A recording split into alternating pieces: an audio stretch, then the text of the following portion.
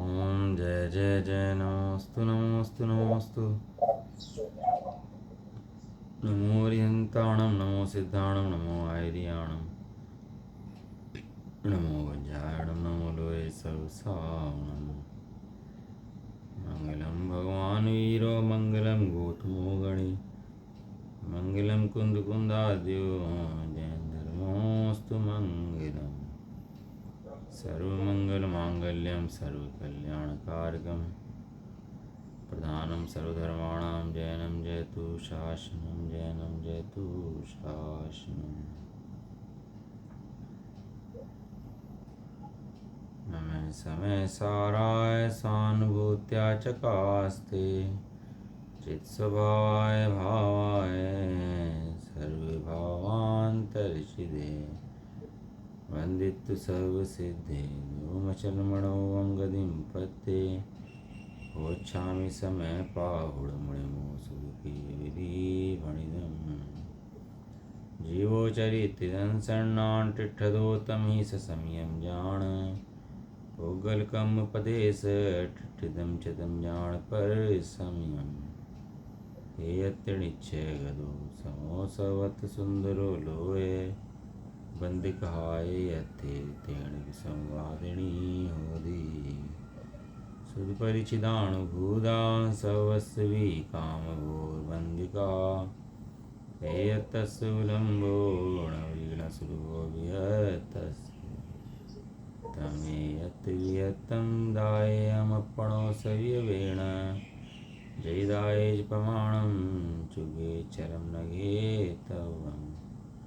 न विहोधीयपमत्तो नपमत्तो जाणगो दुजो भावो एवं बढ़न्ति शुद्धं नावदो जो सुदुसो चेव वारेणोदिसदीराणस्य चैत्यदंसडमुनाम् अविणाणं न चरितं न दंसनं जाणगो शुद्धो।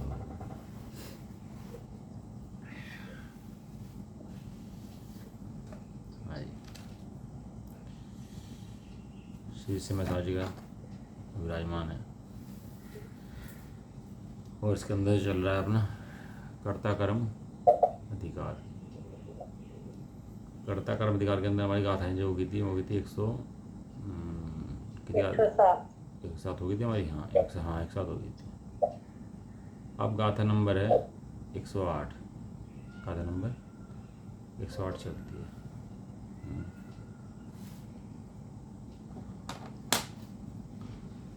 कर्ता कर्म अधिकार माने जीव की भ्रम बुद्धि पर जो भ्रम चढ़ा हुआ है उसे हटाने का अधिकार। जीव की बुद्धि भ्रम चढ़ गया ना, काय का भ्रम चढ़ गया कि परद्रव्य करता मैं हूँ, परद्रव्य मेरे करता हैं, दोनों मिलकर काम करते हैं। चलो एक दूसरे काम नहीं करते, दोनों मिलकर तो काम करते हैं। राग जो है ये दोनों को मिलकर तो बना है, कोई अकेले जीव से थोड़ा ना बना है दोनों मिल गए। लेकिन दो द्रव्यों के मिलने की व्यवस्था लोक के अंदर है ही नहीं ना भाई। दो द्रव्य मिल जाएं वो लोक में ऐसा होता ही नहीं है। आज जब दो द्रव्यों को मिले होकर नई पर्याय की बात करते हैं तो पुद्गल द्रव्य के बारे में बात करते हैं। जैसे हल्दी और चूने का रंग मिलने से वो लाल रंग बन जाता है। हल्दी और चूना मिला हो ना कौन सा रंग बनता है? लाल रंग बन जाता है हल्दी चूना मिलाने से। तो वो जो स्वतंत्र पर्याय हल्दी चूने के संयोग से पैदा हुई है वो पुद्गल द्रव्य से संबंध निभाता है। लेकिन जीव ऐसा मिलके कुछ और रंग रूप हो जाता हो ऐसी बात कहीं भी नहीं है। जीव के अंदर क्या है? जीव में ज्ञान और चेतना है। क्या है जीव के अंदर? ज्ञान और चेतना। हाँ, ज्ञान चेतना का भंडार है जी। तो कल शाम बताया था ना, हवा चल रही हो कहीं और से, ठंडे पहाड़ों से हवा चलती है तो ठंडी हवा आती है, और गर्म पहाड़ों से हवा चलती है तो गर्म आती है। ये परवा पछवा क्या होती हैं? ये तो होती हैं परवा माने ठंडी हवा। ठंडी हवा क्यों है? वो हिमालय से आ रही है, परवा है। और पछवा माने वो समुद्र से पश्चिम से आ रही है, इसलिए कैसे हवा आ रही है? वो गर्म हवा आ रही है। यहाँ हवा कहाँ से आ रही है? ये ज्ञान की हवा, चैतन्य की हवा कहाँ से आ रही है? ये आत्मा में से आ रही है। और इंद्रियां, जड़, राग, ये हवा कहाँ से आ रही है? ये हवा उद्गल द्रव्य से आ रही है। ये हवा कहाँ से आ रही है? उद्गल द्रव्य से आ रही है हवा। ये चेतन द्रव्य से हवा नहीं आ रही। चेतन द्रव्य से अगर हवा आती है तो कौन सी हवा आती है? ज्ञान की हवा आती है, ज्ञान की, ज्ञान का भंडार है। जर सुख चाओ भरपूर, निज रस जम के पियो, विषयों से रहो गुम दूर, निज रस जम के पियो। निज रस है कि नहीं है अपने अंदर? चैतन्य का रस भरा कि नहीं भरा? तो क्या करो, जम के पियो। चारों कषायों को तूने है पाला, आत्म प्रभु को जो करती है काला, विषयों से रहो तुम दूर, निज रस जम के पियो। क्या करो, निज रस जम के पियो। भरा हुआ है भैया, अमृत पीता है तो कैसे जम के पीता है। भूख लगी है और भोजन आ जाए तो जम के खाता है।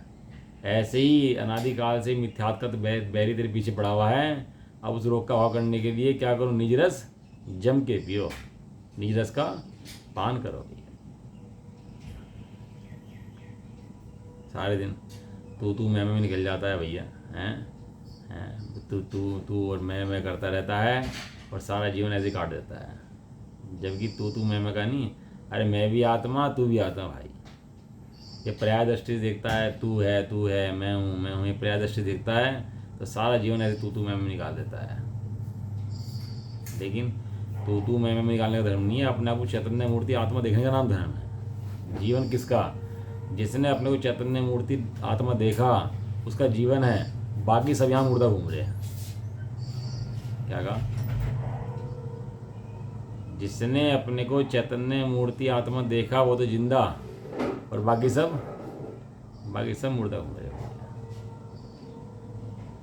आत्मा जिंदा है लेकिन क्या करता है? अर्धमृतक हो जाता है।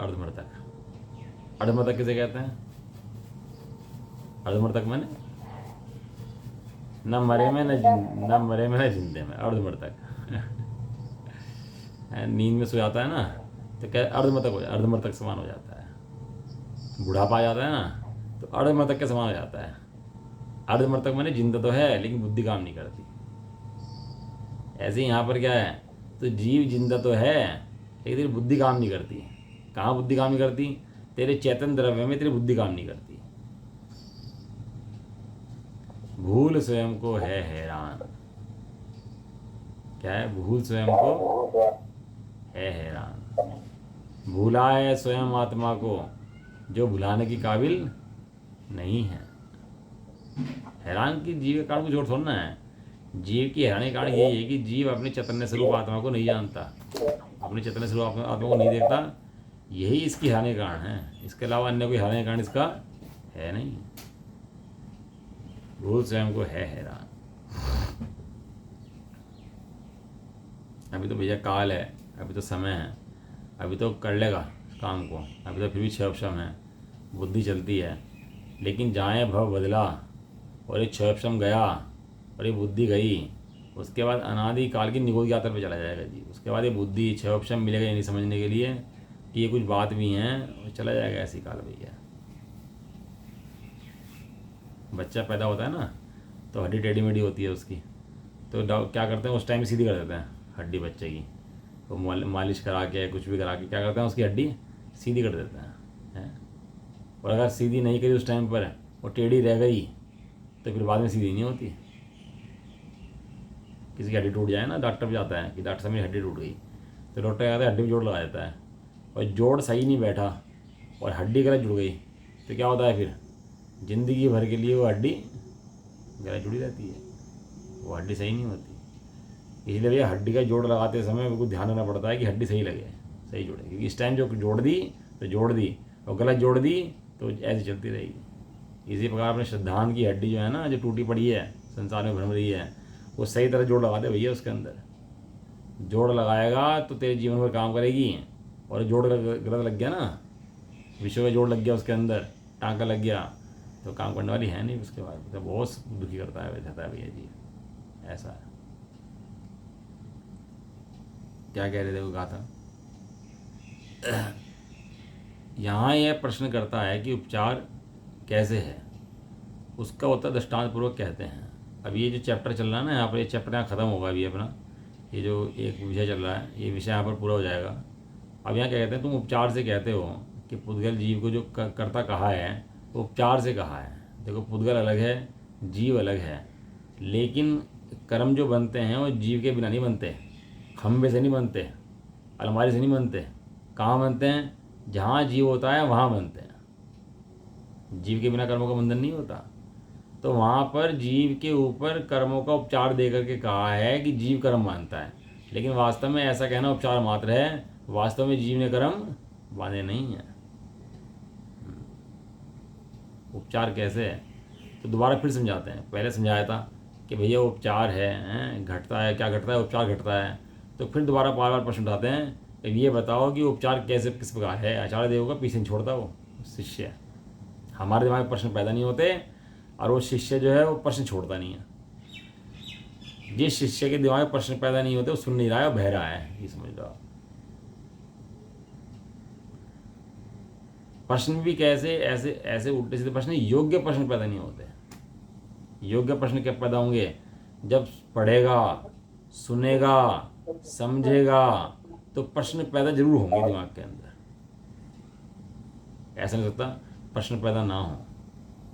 कोई मूड छोड़ना है। बालक कितने प्रश्न पूछता है माता से, पीछे पड़ा रहता है। बहुत सा बच्चा तो ऐसा होता है, प्रश्न पूछ पूछ के दिमाग खा जाता है माता का।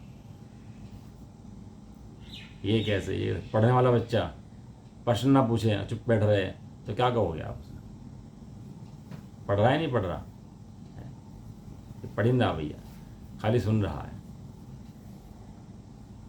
ये प्रश्न, इतने प्रश्न पूछते हैं, ये तरह तरह से बात का समाधान करते हैं। क्यों करते हैं? क्योंकि ये प्रश्न उनके दिमाग में आने से पहले हमारे दिमाग में आने चाहिए। ये प्रश्न जो है ना जो पूछते हैं, ये प्रश्न थानिका में जो पूछते हैं, जो बताते हैं, ये प्रश्न पहले हमारे दिमाग में उड़ जाना चाहिए कि ये ऐसा कैसे है। फिर यदि जीव पुद्गल कह रहे हैं तो पुद्गल जीव का कर्ता क्यों कहा है, कर्म करता जीव को क्या कहा है, तो झूठ है क्या? बाकी शास्त्रों के अंदर गलत लिखा है क्या? और प्रश्न प्रश्न के लिए नहीं है, प्रश्न समाधान करने के लिए है। प्रश्न उत्तर के लिए है। यदि प्रश्न का समाधान नहीं ढूंढा जा रहा है तो प्रश्न नहीं है, वो तनाता नहीं है। फिर उसके बाद अब या फिर पुनः प्रश्न उठा। ज्ञानी के तो भैया प्रश्न उठते ही हैं, जो कि ज्ञानी होना हो या ज्ञानी हो, प्रश्न उठते ही हैं। आचार्य कुंद कुंद के दिमाग में प्रश्न उठा, बताओ। जब वो शंका समाधान के लिए गए ना वहाँ पर सिमंदर भगवान के पास, तो उन्हें भी एक प्रश्न उठा और उस प्रश्न का समाधान करने के लिए सिमंदर भगवान के पास गए। आज हमें प्रश्न नहीं उठते, तो इसका मतलब क्या है? हमारी स्वाध्याय की अरुचि है, हमें कमी है स्वाध्याय की, इसलिए हमारे दिमाग में प्रश्न नहीं उठते। समझदार हो व्यक्ति, शिष्य हो, वास्तव में शिष्य बनता हो, मोक्ष जाने का इच्छुक हो, तो भैया स्वाद उठे ही उठे। वाचना प्रश्ना, पहले पढ़े फिर पूछे। पूछेगा कौन? जिसके दिमाग में प्रश्न उठेंगे वो पूछेगा। और दिमाग में प्रश्न किसके उठेंगे? जो सोचेगा उसके दिमाग में प्रश्न उठेंगे। सोचेगा कौन? जो पढ़ के समझेगा, कल लगाएगा, उसके दिमाग में प्रश्न उठेंगे। इसलिए थानी का अब यहाँ प्रश्न करता है कि उपचार कैसे है? उपचार कैसे हुआ महाराज? मुझे समझ में नहीं आ रही है। और जब तक समझ में नहीं आता तो हानि करता। आचार्य देव की खास बात देखना आप, चलिए 10 गाल चल जाए एक प्रश्न के ऊपर, लेकिन जब तक उसका पूरा समाधान नहीं करेंगे वो क्वेश्चन चलता ही रहेगा, चलता ही रहेगा, चलता ही रहेगा। यहाँ प्रश्न है कि उपचार कैसे है, उत्तर दृष्टांत पूर्वक कहते हैं। तो क्या कह रहे हैं? जहराया व्यवहारा दोष गुण पादगोतियाल विदो तय जीवो व्यवहारा दव गुण पादगो भणिदो गुण दोष उत्पादक कहा जो भूप को व्यवहार से त्यों द्रव्य गुण उत्पन्न करता जीव कहा व्यवहार से। जय राया व्यवहारा, जैसे राजा व्यवहार से, दोष गुण उत्पादकों, दोष गुणों का उत्पादक, प्रजा के दोष गुणों का उत्पादक, जनता के दोष गुणों का उत्पादक ती आलविदो कहा गया है। व्यवहार से राजा को प्रजा के दोष गुण का उत्पादक कहा गया है। तह जीवो व्यवहारा, उसी प्रकार जीव व्यवहार से दव गुणपादगो भणिदो, उद्गल द्रव्य के गुण पर्याय को उत्पन्न करने वाला भणिदो मने कहा गया है। भणिदम ने कहते हैं, आलविदो मने भी कहते हैं और भणिदो मने भी कहते हैं। आलविदो मने आलपित है, आलाप करता है, आलाप करता है मने कहता है, और भणिदो मने कहता है। गाथार्थ, जैसे राजा को प्रजा के दोष और गुणों को उत्पन्न करने वाला व्यवहार से कहा जाता है, उसी प्रकार जीव को पुद्गल द्रव्य गुणों को उत्पन्न करने वाला व्यवहार से कहा जाता है। बताओ, मास्टर ने बच्चों को पढ़ाया या नहीं पढ़ाया?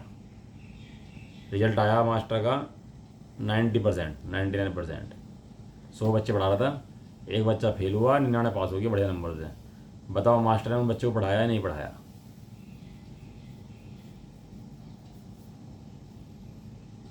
योग्यता से पढ़े। हाँ, अपनी योग्यता से पढ़े। तो वहाँ ऐसा तो कहा जाता है कि मास्टर ने पढ़ाया जी, मास्टर का रिजल्ट बहुत बढ़िया है, मास्टर की क्वालिटी बहुत बढ़िया है जी की।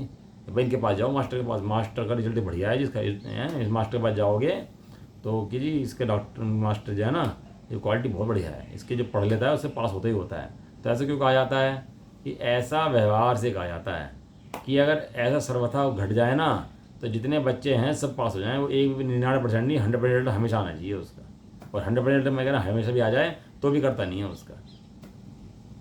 डॉक्टर के पास गए ना उसके माता जी का ऑपरेशन कराने के लिए, जिसने आपका ऑपरेशन किया, तो उससे बोला मैंने, मुझे ऑपरेशन कर दो अब तो ठीक है। तो कहने लगा जी ऑपरेशन करूँगा अपने हिसाब से, लेकिन मेरा रिजल्ट 100% है, थोड़ा इंतजार करना पड़ेगा। मेरा रिजल्ट में 1% भी कमी नहीं है, 100% रिजल्ट है। मैं पास जो पेशेंट आ गया वो ठीक होके जाएगा, ये बोला है। अब बताओ, वो इलाज करता है क्या? डॉक्टर का रिजल्ट 100% और भी डॉक्टर इलाज करता है क्या? डॉक्टर मरीज सही करता है क्या? वहाँ किसी का आयु क्रम ना हो, पुण्य का उदय ना हो, तो डॉक्टर इलाज कर सकता है क्या? डॉक्टर सही करता है क्या? डॉक्टर इलाज नहीं करता, मास्टर पढ़ाता नहीं है, तो कहने लगा तुम तो सारे देश का भट्टा बिठाओगे तुम नहीं चलने देने कुछ भी है, सारी दुनिया चल रही इस तरीके से, तुम दुनिया चलने दोगे? नहीं चलने दोगे है? कि भैया दुनिया चलती है, व्यवहार से चलती है, वास्तव में ऐसा नहीं है। वो क्रिकेटर छक्के मारता है तो और आउट भी हो जाता है। जब छक्के मारने करता तू है तो आउट होने करता कौन बनेगा फिर? तो छक्के मारता रहे, और बॉलर है वो आउट ही करता रहे फिर तो ना कुछ हो ही नहीं। लेकिन ऐसा होने पर भी वो व्यवहार से कहा जाता है, लेकिन वास्तव में ऐसा है नहीं। निश्चय से देखो तो ऐसा है नहीं। और डॉक्टर ने मरीज को सही करा, अपनी फीस ले लिया, छुट्टी दी अपना, फिर नया मरीज देखने लग जाता है वो। और मरीज भी सही हो ना हो, वो उसकी अपनी योग्यता है उस काल की। तो डॉक्टर क्या करता है? डॉक्टर तो निमित्त मात्र है, डॉक्टर निमित्त मात्र है। देखो, मोक्ष मार्ग के अंदर निमित्त उपादान का चैप्टर को क्लियर हो जाना चाहिए अपने आप को। यदि जैसे निमित्त उपादान का चैप्टर क्लियर नहीं है तो मोक्ष मार्ग शुरू नहीं हुआ। मूल सामग्री क्या है? जैसे रोटी बनाने की मूल सामग्री क्या है? आटा है, पानी है, परात है, महिला है, ये सब मूल सामग्री है कि नहीं है रोटी बनाने की? इस तरह मोक्ष मार्ग की मूल सामग्री क्या है? कि मोक्ष मार्ग की मूल सामग्री है 6 द्रव्य, 7 तत्व, प्रमाण ने और ये निमित्त उपादान। महान भ्रांति निमित्त उपादान के संबंध में जीव को, ये निमित्तों को कर्ता समझता है, जबकि निमित्त एक तात्कालीन समय में कर्ता कहा जाता है, लेकिन वो एक समय की तात्कालीन उसकी अनुकूल अवस्था देकर कहा जाता है। निमित्त किसे कहते हैं? जो कार्य तो ना करे लेकिन कार्य की उत्पत्ति में अनुकूल हो, कार्य की उत्पत्ति में अनुकूल हो। तो प्लास्टर ने पैर जोड़ा कि नहीं जोड़ा कैंची से कपड़ा कटा कि नहीं कटा? अभी जितनी बातें हैं ना सब निमित्त पर। भगवान ने तारा कि नहीं तारा? हे भगवान, तुमने हमें तार दिया, अंजन से किए अकामी, दुख मेटहु अंतर्जामी, अब पुत्री इनको भले पुत्र कीने, महासंकटों से निकारे विधाता। है आती है ना, भक्ति करता है तो कैसी भक्ति करता है? लेकिन वहाँ भक्ति दृष्टि के विषय में सत्यार्थ बात की नहीं है, वो एक निमित्त पे आरोप करके वो भक्ति करी जाती है। भगवान अगर तारते हों तो जितने मंदिर में हों सबको मोक्ष होना चाहिए, जितने मंदिर में जा रहे सब मुक्ति में चले जाएंगे, लेकिन ऐसा तो नहीं होता। जो भगवान का निमित्त पाने के बाद अपना पुरुषार्थ करता है तो जो सम्यक पुरुषार्थ करता है उसका मोक्ष होता है, हर किसी का मोक्ष नहीं होता। यहाँ तो ये कहता है काल द्रव्य परिणमन कराता है कि नहीं कराता। भाई काल द्रव्य के निमित्त से 6 द्रव्य परिणमन करते हैं, और ऐसा कभी भी नहीं हो सकता कि कोई द्रव्य परिणमन ना करे। प्रत्येक द्रव्य प्रत्येक गुण को प्रत्येक समय परिणमन करना ही होगा। वो किसके निमित्त से? वो काल द्रव्य के निमित्त से। तो काल द्रव्य परिणमन कराता है कि नहीं कराता? कि ऐसा सर्वथा सर्वकाल होने पर भी काल द्रव्य परिणमन नहीं कराता। वो द्रव्य गुण अपने काल में अपने समय में परिणमन करते हैं, और काल द्रव्य वहाँ बाहर निमित्त होता है, काल द्रव्य कारण परिणमन नहीं करते। वो श्वेतांबर मत है ना, पकड़ते हैं, वो कहते हैं कि एक सूत्र लिखा था वास्तु के अंदर कि सिद्ध भगवान लोक के ऊपर क्यों नहीं जाते। लोक है ना ऊपर, तीन लोक की सिद्ध शिला है ना, तो सिद्ध शिला के ऊपर नहीं जाते। अगर सिद्ध शिला के ऊपर चले जाए तो क्या होगा? अनंत आकाश में गमन ही करते रहेंगे। तो वो फिर आकाश अनंत है ना, तो वहाँ तक ऊपर जाते ही रहेंगे, वो कभी टिक नहीं सकते किसी में। तो वो गमन क्यों नहीं करते? तो सूत्र दिया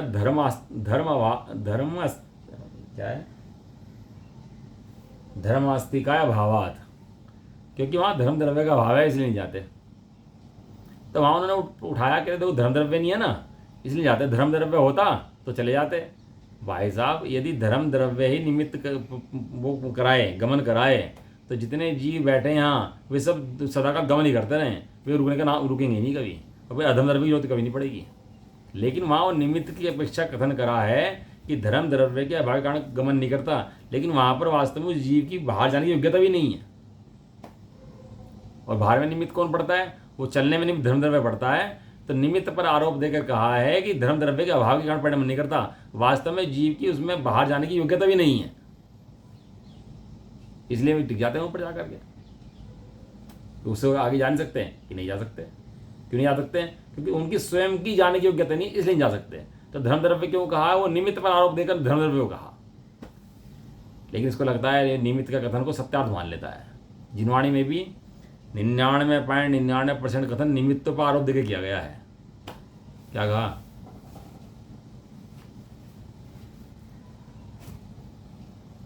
जिनवाणी के अंदर भी 99.99% कथन जो है वो निमित्तों पर आरोप देकर करा गया है। भगवान ताड़ देंगे, भगवान की भक्ति करने से तर जाओगे, पूजा करो, पाठ करो, स्वाध्याय करो, अन्याय छोड़ो, अनीति छोड़ो, अभक्त छोड़ो, ये करो, वो करो, ये करो, वो करो। जितना भी ये करने कराने का उपदेश है ना, ये सब व्यवहारने का उपदेश है। उपदेश तो कुंदकुन देव ने दिया। फिर कुंदकुन देव ने कहा कि एक द्रव्य दूसरे द्रव्य करता कभी नहीं है, कुछ मोह वो मेरा नहीं, बस एक ज्ञायक भाव में। हाँ, उपयोग केवल एक। आचार्य को कहा तो छोड़ क्या सकता है? तूने ग्रहण करा हो तो छोड़ेगा, तूने ग्रहण करा ही नहीं छोड़ेगा कैसे? ये बता दे तू। पहले दृष्टि का विषय तो क्लियर हो, परिणति तो बाद में आएगी। वे केवल भगवान बैठे ना, सर्वज्ञ भगवान, वे परद्रव्य करता नहीं है। क्यों नहीं है? कि जानते हैं कि एक द्रव्य दूसरे द्रव्य करता हो सकता नहीं है। इसका नाम वास्तविक धर्म है, और ऐसा समझे बिना धर्म की शुरुआत होती नहीं है। व्यवहार के नाम पर धर्म मान लेता है वास्तव में, लेकिन उसका नाम धर्म नहीं है। देखो टीका में क्या कह रहे हैं। रोज क्यों पढ़ाते हैं इस बात को? रोज इसलिए पढ़ाते हैं, वो भ्रांति चढ़ जाती है ना दिमाग में, बार बार जंग चढ़ जाता है, तो जंग को हटाते हैं उसको, बार बार रेवा लगाते हैं जंग के ऊपर। फिर ऐसे लगने लगता है, तो बार बार अभ्यास के बल से हटाते हैं उसको। इसलिए धर्म जो है ना, वो अध्यात्म शास्त्रों के अंदर है। वास्तविक धर्म जो है किसके अंदर है? अध्यात्म शास्त्रों के अंदर है। आध्यात्म शास्त्र के द्वारा जिन्होंने धर्म समझा है, उनका जीव का जीवन कैसे होता है प्रथम में लिखा। उनके जीवन के कर्मों की स्थिति कैसे होती है वो कर्ण में लिखा। उनका आचरण कैसे होता है चरण योग में लिखा। लेकिन मूल क्या है? मूल द्रव्यनियोग है। मूल द्रव्यनियोग से धर्म की शुरुआत होती है। अब वो चरणयोग की क्रियाएं करे, कर्णयोग का खूब ज्ञान कर ले और प्रथमान्योग को खूब पढ़ ले, और द्रव्यानुयोग की बात आती भाग जाए, सुने नहीं आत्मा की बात, मैं शुद्ध आत्मा हूँ समझे ही नहीं, तो कहना तेरा धर्म भी शुरू हुआ नहीं है भाई, तू धर्म से भी बहुत दूर है। देखो टीका कैसे कह रहे, जैसे प्रजा के गुण दोषों को और प्रजा में व्याप्य व्यापक भाव होने से स्वभाव से प्रजा के अपने भाव से ही उसमें गुण दोषों की उत्पत्ति होने पर भी, क्या कहा कि जो प्रजा है, प्रजा के गुण दोष को उत्पन्न करने वाला राजा है कि प्रजा है? वहाँ राज्य है तो राज्य में खुशहाली देख के कहा जाता है कि राजा खुशहाल हैं भाई लोग यहाँ के। क्यों खुशहाल हैं यहाँ पर? क्योंकि भाई राजा यहाँ का अच्छा है। क्या कहते हैं, यहाँ का राजा अच्छा है, इसलिए यहाँ की प्रजा खुशहाल है, सुखी है, खुश है। लेकिन नगर है ना, वहाँ पर सब तरह के लोग रहते हैं, गरीब भी, अमीर भी, भिखारी भी, धनवान भी, सेठ भी हैं, कसाई भी, मंद कसाई भी, तीर कसाई भी, धर्मात्मा भी, पापी भी, सब तरह के जीव रहते हैं। तो सबका कर्ता वो राजा है क्या? राजा तो बाह्य व्यवस्थाएं बनाता है, पढ़ने पढ़ाने के अनुकूल योग्य है, लेकिन राजा उनका कर्ता नहीं है। कहते हैं जैसा राजा नहीं, जैसा बाप वैसा बेटा है, लेकिन वहाँ बाप और बेटा एक जैसे में ऐसा नहीं है। बाप का मरना जीना, खाना पीना रहना अलग है, और बेटे का खाना पीना सोना उठना मरना जीना अलग है। वे दो द्रव्य हैं वहाँ पर। लेकिन निमित्त पर आरोप देकर कहते हैं कि जैसा बाप वैसा बेटा, जैसा राजा वैसी प्रजा, यथा राजा तथा प्रजा। स्त्री को अर्धांगिनी कहते हैं कि अर्धांगिनी है, तो वास्तव में वो अर्धांगिनी ऐसी अर्धांगिनी है कि आधंग उसका लग गया, आधंग उसका लग गया। वहाँ पर उसको समर्पण उसका रहता है, इसलिए अर्धांगिनी कहा है। लेकिन वहाँ पर दोनों एक हो गए ऐसा नहीं है, वे दो भिन्न भिन्न द्रव्य हैं, दोनों खाने पीने रहने भी अलग अलग हैं।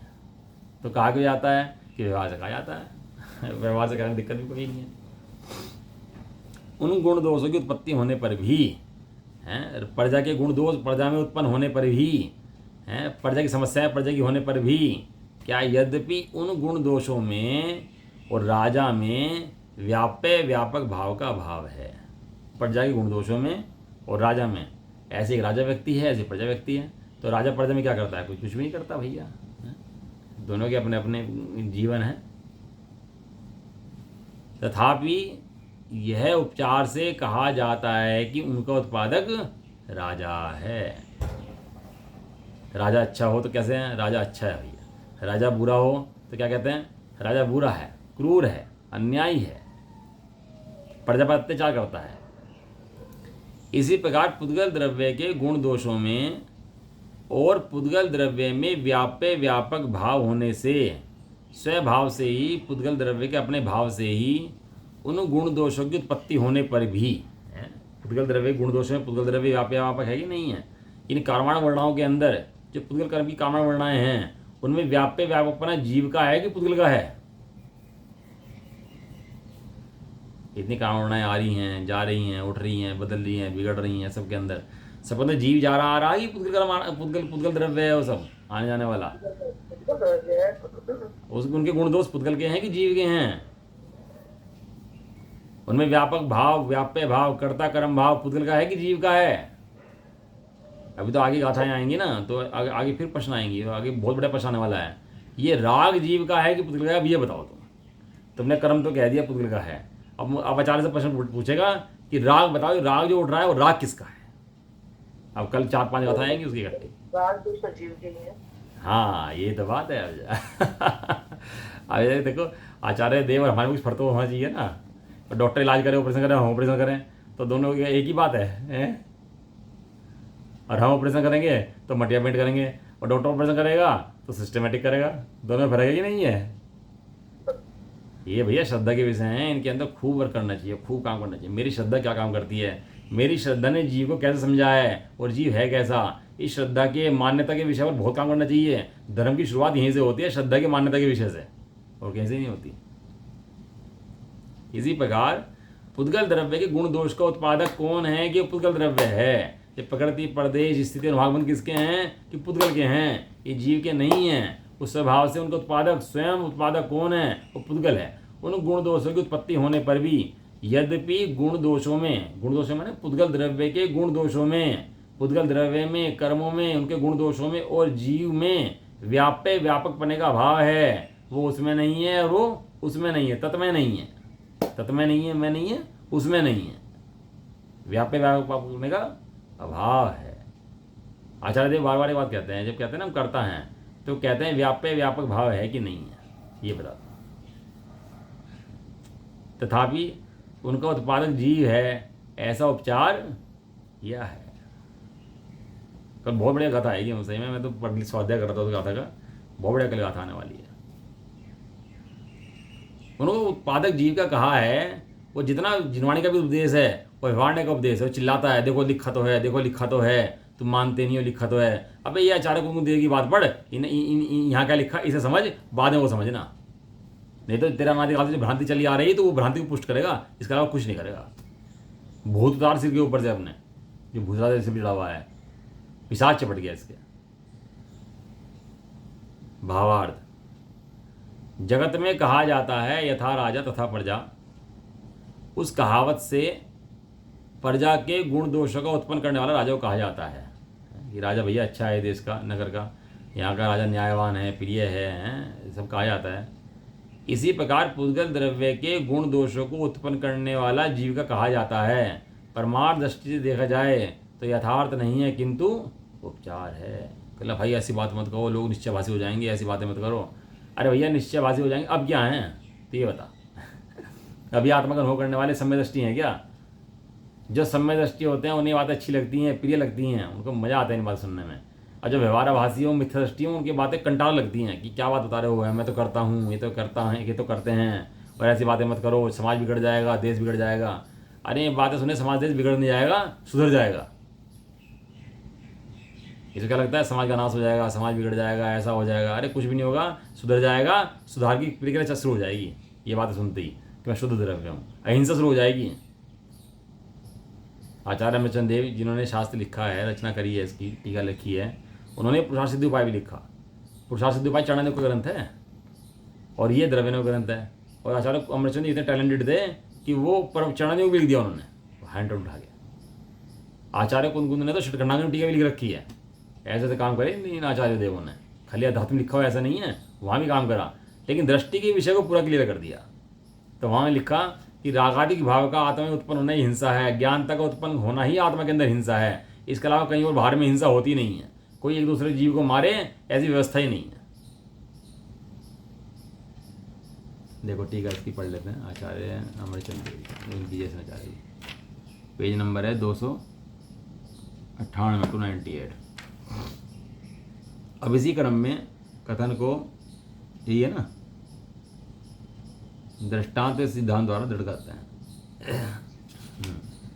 जैसे लोक में व्यवहार से राजा सदोष निर्दोष जनों के दोष गुणों का उत्पादक कहा जाता है, वैसे ही जीव भी व्यवहार से पुद्गल द्रव्य के पुण्य पाप रूप गुणों का उत्पादक कहा जाता है। इस प्रकार व्यवहार की मुख्यता से 4 गाथा सूत्र पूर्ण हुए। ये 4 गाथाएं कही इन्होंने इस बात के लिए कि भैया व्यवहार से कहा जाता है, व्यवहार का कथन है, व्यवहार से व्यवहार है, व्यवहार अभूतार्थ है, असत्यार्थ है। व्यवहार सत्य मानेगा तो तेरा मोक्ष मान से देगा, तेरा संसार मार सदेगा। इस प्रकार द्विक्रियावादी के निराकरण के उपसंहार रूप की मुख्यता से 11 गाथाएं पूर्ण हुई। प्रथम प्रश्न, निश्चय से आत्मा द्रव्य कर्मों को नहीं करता, ऐसा बहुत बार कहा गया है। उसी में ही द्विक्रियावादी का निराकरण सिद्ध होता है। अतः फिर से उसका पिष्ट पेषण किस लिए किया जाता है? प्रश्न पूछ देख रहे तुम उसका शिष्य का, क्या बार बार तुम्हें एक काम रह गया बस है कि बार बार एक ही रुझान लेके बैठ जाओ। अरे की बात आत्मा न्यारा पुद्गल न्यारा, आत्मा न्यारा पुद्गल न्यारा, तुम्हें कुछ काम नहीं है इसके अलावा। और कह रहे कह तो दिया, सुन तो लिया मैंने एक बार, अब बार बार एक ही बात कहते रहोगे क्या? देखो क्या जवाब दे रहे, देखो ऐसा नहीं है। ये तेरी मतलब हम कोई बकवास नहीं कर रहे बैठ के, तो बार बार कह रहे हैं, ये कह रहे तेरे अत्यंत हित की बात कह रहे हैं, तो कितना सुनने में आनंद आना चाहिए उसको। कह रहे ऐसा नहीं है, हेतु और हेतु मत भाव को बताने के लिए ऐसा बार बार कथन करने में दोष नहीं है। देखो किसी चीज़ से हित होता हो ना, अपना हित, तो उस बात को बार बार कहा जाता है। कोई व्यक्ति बीड़ी पीता हो, उसे एक बार कोई बीड़ी मत पी भैया, तो कह रहा सुन तो लिया ठीक है, अब उससे दोबारा कहे बीड़ी मत पियो भैया, तुम बार बार ये बात कहते रहते हो, तुम बार बार ये बात कहते रहते हो, तो तूने भाई छोड़ दी क्या? यदि छोड़ दी होती तो तेरे से ये बात कहते ही नहीं, लेकिन तूने एक बार सुन के अनसुनी कर दी, इसलिए दोबारा कहते हैं। तीसरी बार फिर अनसुनी कर दी, फिर ये बात कहते हैं तेरे हित के लिए कहते हैं, किसी और चीज़ के लिए नहीं कहते।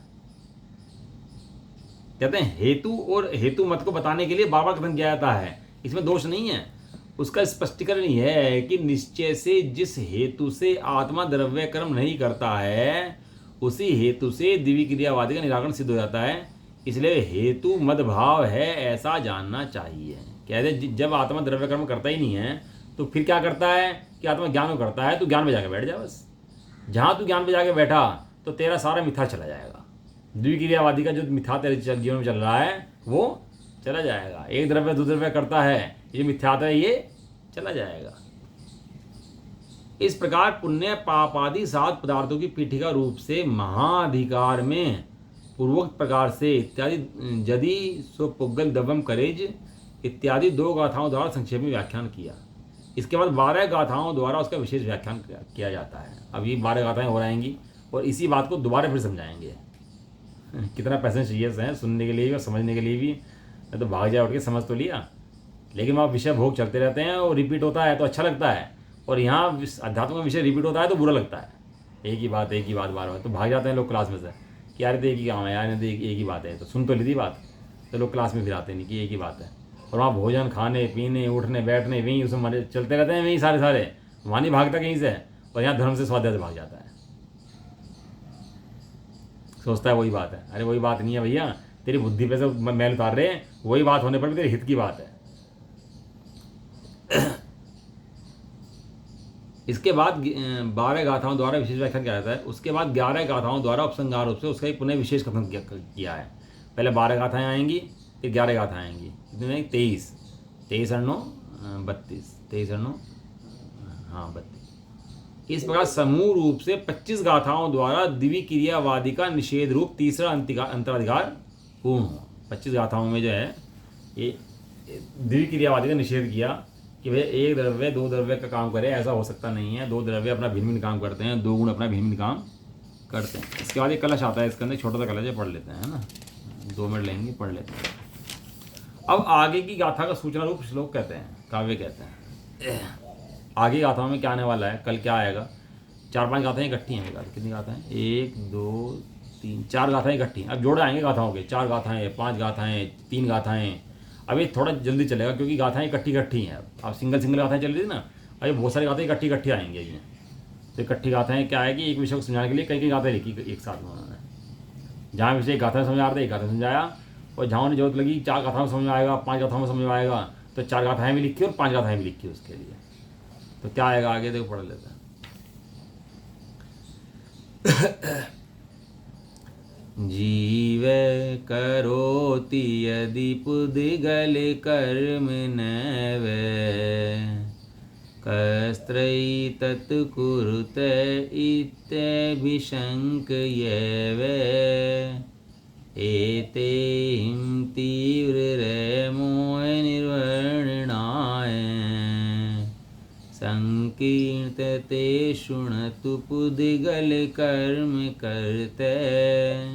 श्लोक का अर्थ आचार्य रामचंद्र का लिखा श्लोक है। कह रहा है यदि पुद्गल कर्म को जीव नहीं करता है तो फिर उसे कौन करता है? प्रश्न देख रहे हैं। किसी केस में सजा होगी हो कि भैया आपको 10 साल की सजा मिलती है, और बाद में केस चले, उसने केस फाइल कर दे, तहकीकात हो, तो पता लगे तुमने जो है मर्डर नहीं करा भैया, तुम्हें बरी किया जाता है। तो बरी सुनने के बाद इसके दिमाग में नेक्स्ट प्रश्न ये आता है तुरंत ही कि दोषी कौन है, कि मज़ा आता है कि मैं फ्री हो गया है। इसको वहाँ सुनने में मज़ा आता है कि भैया मैं तो बरी हो गया, अब कौन दोषी है भैया, जिसके केस पे सिर मरते हो मरो, मैं तो चला यहाँ से, भागता है निकल के वहाँ से, क्यों, क्योंकि तू बरी हो गया वहाँ पर। लेकिन यार कहते हैं पुद्गल द्रव्य तू फ्री है, तो कहते हैं पुद्गल कर्म को कौन करता है, मुझे तो पहले ये बताओ। पुद्गल कर्म को कौन करता है? ऐसी आशंका करके, क्या करके? आशंका करके। आशंका और शंका में फर्क होता है। शंका तो दिमाग में कन्फ्यूजन है, लेकिन आशंका किसी विशेष जिज्ञासा से किसी प्रश्न को शांत करने के लिए, अपने हित के लिए पूछी जाती है, उसका नाम आशंका है। समझ में आया? शंका और आशंका का फर्क। प्रश्न 2 तरह के होते हैं, एक लादने के लिए, एक समझने के लिए, एक साधने के लिए, एक लादने के लिए। जो प्रश्न साधने के लिए होता है वो तो प्रश्न है, जो लादने के लिए हैं, ये प्रश्न नहीं है, मुझे बोझा है वो तो लादना है। वो तो जब से प्रश्न पूछते रहे, करते रहे, हित की पता नहीं है, वो प्रश्न नहीं। और अपने हित के लिए प्रश्न पूछ जाए, वास्तव में प्रश्न है भैया। तो क्या कह रहे हैं कि ऐसी आशंका करके अब तीव्र वेग वाले मोह को, जो मोह अति तीव्र वेग से चल रहा है, पकड़ में नहीं आता, भाग रहा है बहुत तेज है, कर्तत्व कर्मत्व के अज्ञान का नाश करने के लिए यह कहते हैं कि पुद्गल कर्म का कर्ता कौन है। इसलिए ज्ञान के इच्छुक पुरुषों इसे सुनो। यदि ज्ञान करना चाहते हो, मोह का अभाव करना चाहते हो, तो ये सुनो कि इस पुद्गल कर्म का कर्ता कौन है, द्रव्य कर्ता कौन है। वो कहते हैं ना, सीता जी को भाई जो है जंगल में निकाला है, सजा दी, तो पूछते हैं क्यों दी। कोई भी काम आता है तो क्या करते हैं, क्यों हुआ ऐसा है। तो क्यों का जवाब देने के लिए भी पूरी कहा कि इसने ऐसा ऐसा करा था, इसने ऐसा करा था, फिर ऐसे ऐसी सजा इसको मिली, तो समझ में आती है बात कि हाँ यार बात तो ठीक है, इसने ऐसा किया था तो सजा मिली। इसने मुनि के में दोष लगाया था, आर्य का दोष लगाया था, तो इसको क्या हुआ, जंगल में छुड़वाया है इसको। तो ऐसा बारंबार जब किसी की बात के बाद सुनते हैं तो पता लगता है पीछे भाव में क्या दोष करे थे, तो समझ में आता है कि इसके कर्म को उदय आया है यहाँ पर। ये ऐसे ही यहाँ पर क्या है कि यहाँ सब ये पूछता है कि पुद्गल कर्म करता कौन है। तो जब समझता है ना कि पुद्गल कर्म में करता पुद्गल है, तो इसका वहाँ से अभिप्राय छूटता है और शुद्धावधा में टिकता है। इससे इसकी दृष्टि क्लियर होती है, विषय क्लियर होता है इसका। ये महामंत्र हैं, ये कोई ऐसी चीज़ें नहीं है कि सुन के और पढ़ के चले गए। ये महामंत्र है भैया, ये जिनवाणी नहीं है। तो आज शुद्ध पंचमी है ना, तो वास्तव में शुद्ध पंचमी का उपकार क्या है कि हमें भगवान बताया ये उपकार है जगत में कोई भगवान कहने वाला सारे दिन में, पूरे दिन में, पूरी ज़िंदगी में कहा किसी ने आज तक भगवान। सबने रिश्ते नाते जितने भी हैं कि भगवान कहने वाला नहीं है। भगवान आत्मा है। ये भगवान आत्मा को भगवान आत्मा दिखाया किसने, जिनवाणी माता ने। शुद्ध पंचमी का पर्व है भैया। आज आनंदपूर्वक स्वाध्याय करें, चिंतन करें, जिनवाणी का उपकार समझें और उपकार समझकर अपने जीवन में लाएं। बस यही है, ठीक है। निज निधि निज में बताई है आनंद।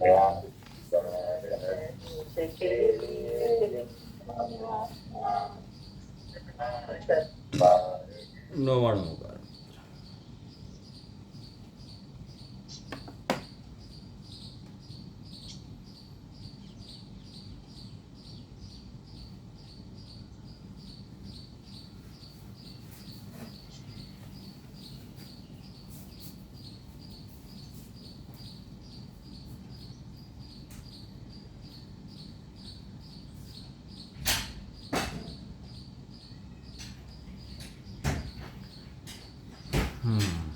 जय वरदवासिनी माता की जय हो, महान जैन धर्म की जय हो, एक साथ बोलिए, जय जय जय। जय।